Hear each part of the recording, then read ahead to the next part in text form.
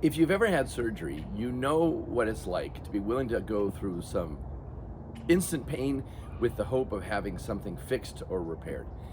A little over a year ago, I needed a knee replacement surgery, and the doctor explained to me exactly what would happen and what the recovery would be like. So not only did I know how bad it was going to be from the doctor, everybody that I knew that had had a knee replacement surgery told me how horrible it was and what I could expect.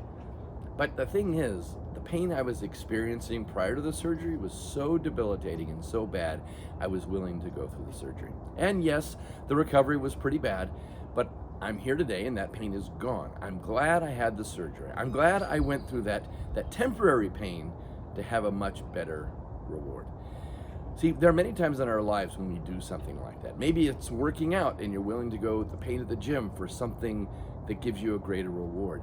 We see examples of that many times in our lives, but the best example we find is in 2 Corinthians.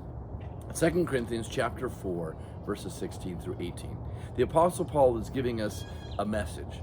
He says this: "Therefore we do not lose heart. Though outwardly we are wasting away, yet inwardly we are being renewed day by day. For our light and momentary troubles are achieving for us eternal glory that far outweighs them all. So we fix our eyes, not what is seen, but what is unseen.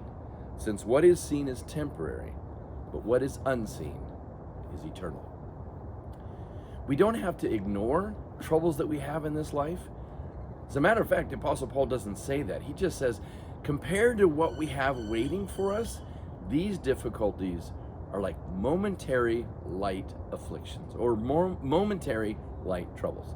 Now, when you read Paul's life and you see that he's been shipwrecked, he's been beaten by robbers, he's been whipped many times, he's had great difficulties, he's been put in prison, he was stoned almost to death, and he calls all those things momentary and light troubles in light of what we experience in eternity.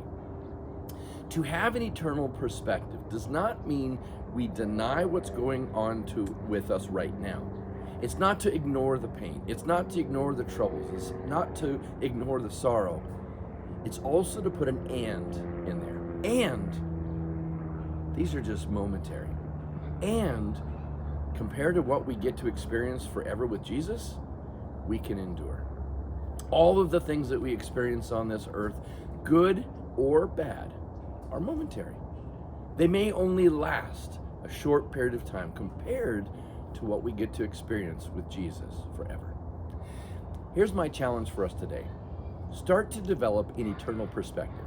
That means everyone we meet, every relationship we have, everything we do, look at it in light of eternity. If I love someone, I can love them eternally. The impact I make to serve Jesus, I'm serving people eternally. I talk to our volunteers at South Gilbert all the time that what we do when we serve makes an impact for eternity because it impacts people's lives and we're loving on people. Hey, thanks so much for joining me today. I hope that you can develop an eternal perspective. It's not easy when we have difficulties, but think Jesus is greater than any trouble that we have, and what he has for us is greater than what we're experiencing now. Thank you so much. Hope you have a great day. We'll see you next time.